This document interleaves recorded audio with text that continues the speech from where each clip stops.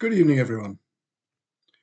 I'm very grateful to the Royal Marines Historical Society, in particular to John Rawlinson, who's put a considerable amount of time and effort getting a bunch of old codgers together to record our memories of Op Haven in North Iraq in the summer of 1991, near 32 years ago. My star-studded team and I are very grateful, for we all agree that we have a good story to tell.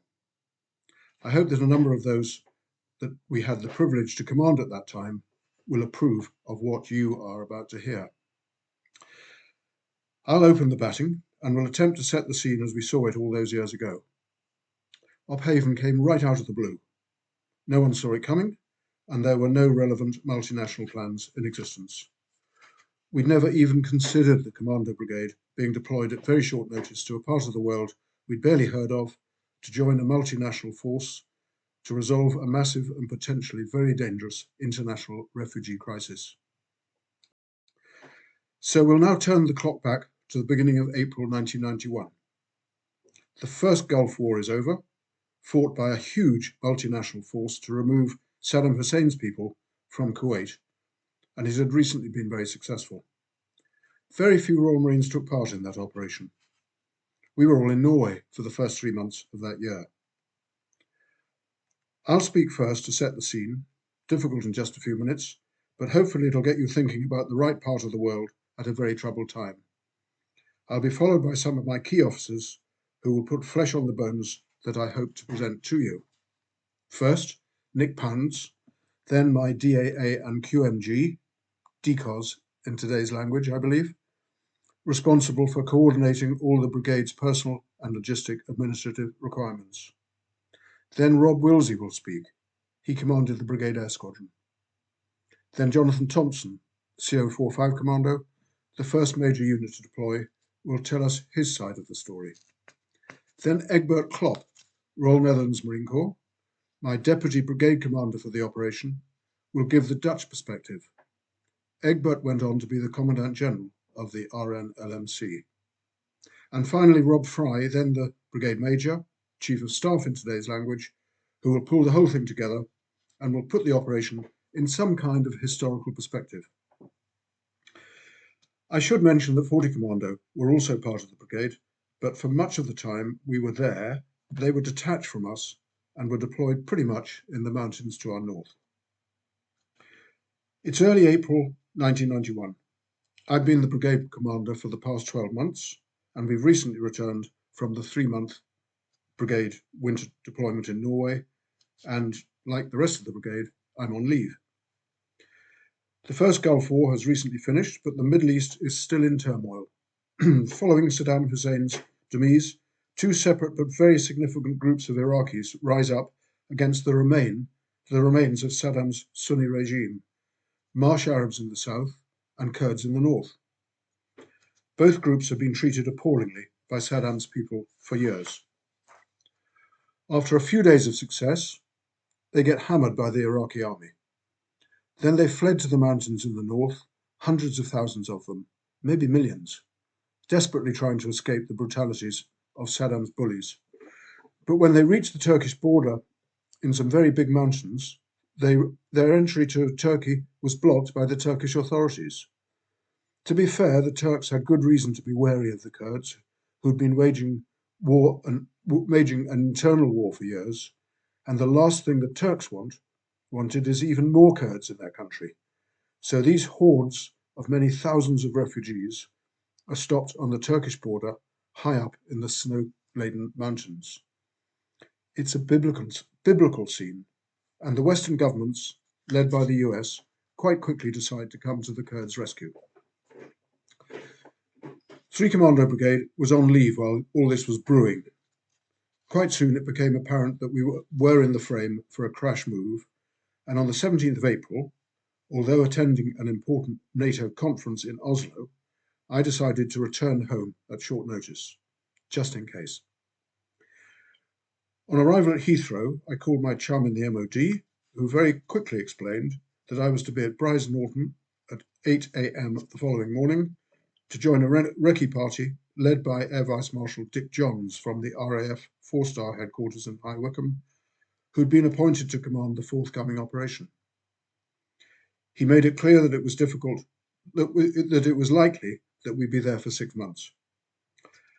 Luckily, my excellent driver, Lance Corporal Tony Slough, was waiting for me, so neither of us got much sleep that night as we drove first to Plymouth, where I hurriedly packed my kit and said goodbye to my wife, and then made our way to join a tri-service recce party of about 15. We flew to the NATO airbase in Incirlik in southeast Turkey, where we found a number of American military led by Lieutenant General John Shalikashvili, who subsequently became the chairman of the Joint Chiefs. He, with an impromptu staff, which included a number of senior officers from the key nations involved, the US, UK, France, Italy, Spain, and maybe others too, who were frantically trying to make sense of very fast-moving and totally unexpected situation. There was no plan for this, let alone maps. None of us had met before, and there was considerable political pressure to get on with it. So we made it up as we went along.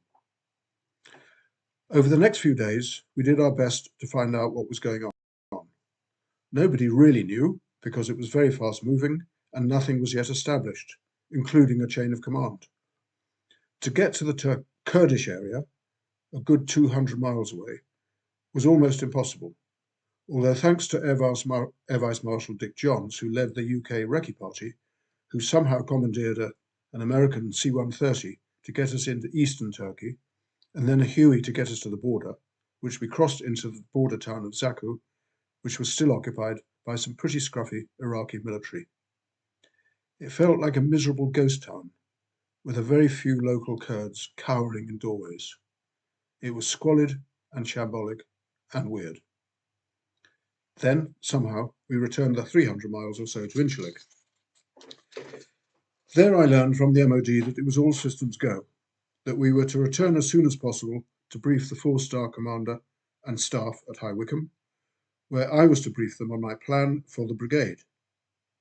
I left CO29 in theatre with a few others as an ad hoc brigade headquarters forward, which none of us had expected. Luckily, we had a smart little jet to ride in, and during the flight, I wrote my briefing. I also heard while returning that the brigade main body was beginning to be flown out to Turkey over the next several days. The briefing was to a crowd of at least 100. I tried to explain the ground, mountains, very little infrastructure, hot and dusty, some Iraqi army still hanging around, looking menacing, hundreds of thousands of refugees cowering in the mountains in so-called camps, with very little food, appalling hygiene, widespread disease, and many dying every day. And that I would come under US command of Major General Jay Garner. Jay Garner, a US Army man through and through, but also an enlisted Marine for a few years before going to college to learn how to read and write proper, and then on to the Army. Jay was a star, a no-nonsense leader, and he became a good friend. As a result of the briefing, it was confirmed that we would go as planned with an ORBAT of 4,000 to 4,500, including, of course, one ACG, Royal Netherlands Marine Corps. I had to make a strong case for 2 9-Commando Regiment. The 4-star staff were nervous about us being seen to be too wary. But luckily, I won that discussion.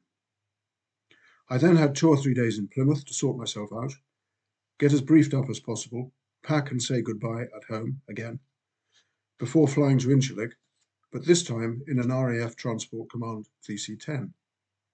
We stopped off in Holland to pick up some of 1 ACG, and it was exactly 8 days since I'd flown home from Oslo, just in case something was about to happen. On arrival, I made my way as quickly as possible up to the front end, where I joined up with the CO29, Graham Kerr, and those members of brigade headquarters that had got there before me. They were all in a huge grassy area in eastern Turkey, right on the Iraq border. I had 1 night there, and then I took my 2-vehicle TAC headquarters across the border, still guarded by a few very scruffy and confused-looking Iraqis, at Salopi to find my new boss, Major General Jay Garner, and his headquarters.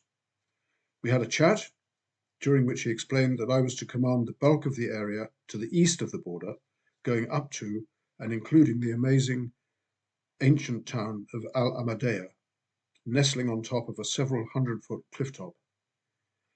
My job was to be his security commander in the area to the east of Zaku, an area about the size of Wales. The brigade consisted of the Brigade Headquarters and Signal Squadron, 4-5, 1 ACG, a US Army Airborne Battalion, 2-9, 5-9, 3 BAS, and 846 Naval Air Squadron, who had 11 Sea King Mark IVs and 5 RAF Chinooks, with CHOSC attached to Brigade Headquarters, and also the Log Regiment, and latterly an Australian Field Ambulance. For a while, we also had a platoon from the Luxembourg Army. I rather suspected it was the Luxembourg platoon. I should add that 40 Commando also deployed with us, but spent most of the time under command of an American one-star general who was running operations in the mountains to our immediate north. They remained in Iraq under US command for a few weeks after the bulk of the brigade withdrew, and played a major role in the extremely demanding challenge of finding and recovering large numbers of refugees. I'm talking of many thousands of people. As part of Jay Garner's division, although it wasn't referred to as a division, we were alongside a US Marine Corps battalion and units from France, Spain, Holland, as well as some smaller groups from a range of countries that wanted to get in on the act. There were a few small, bumpy roads and a few scruffy but pretty much deserted villages. There were also some so-called summer palaces, which caused Jonathan Thompson a bit of bother. More from him about that in a minute. From then in, we pretty much made it up as we went along. I was the security commander in this substantial area, and meanwhile we also had to somehow get the Kurds down from the mountains, but even though they were getting very hungry and sick, there were many deaths in the so-called camps on the Turkish border, the last place they wanted to go back to the towns and villages where they had been persecuted for many years. The Iraqi military and secret police had terrified them all for many years and had totally controlled their lives. About 5,000 villages had been razed to the ground. I met people who'd seen their children tortured and killed in front of them, seen their children deliberately run over by tanks. Public executions were quite regular events. There were no proper food shops. They got weekly meagre rations from the authorities, and few had anything like proper jobs. They had been systematically terrorized for many years.